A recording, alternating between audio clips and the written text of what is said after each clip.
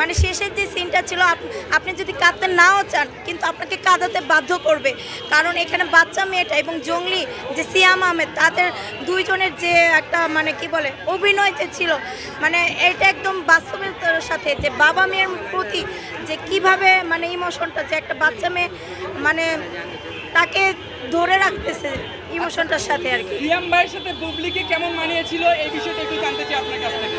বুবলিকে অসাধারণ লাগছিল, যেহেতু তাদের এর আগে আরেকটা কাজ ছিল, সেখান থেকে তাদের একটা কেমিস্ট্রি ছিল, কিন্তু জঙ্গলি মুভিতে তাদের যে রসায়নটা ছিল এটা খুব বেশি মানে অসাধারণ ছিল আর কি। যারা সিনেমাটা এখনো দেখেনি তাদের উদ্দেশ্যে কি বলতে চান, সেসব দর্শকের উদ্দেশ্যে সিনেমাটাকে দেখার দরকার কিনা?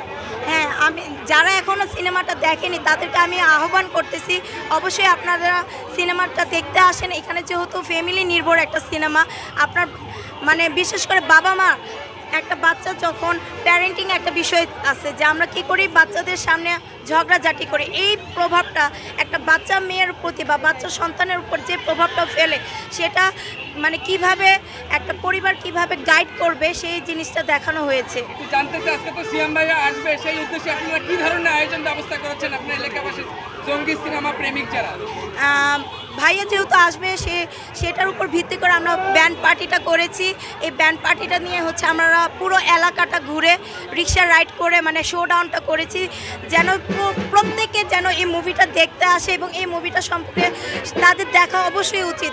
হ্যাঁ, ঈদে আরও 2টা সিনেমা আসছে, তার পাশাপাশি জঙ্গলি মুভিটা দেখুক। এটা পুরোপুরি ইমোশন নির্ভর একটা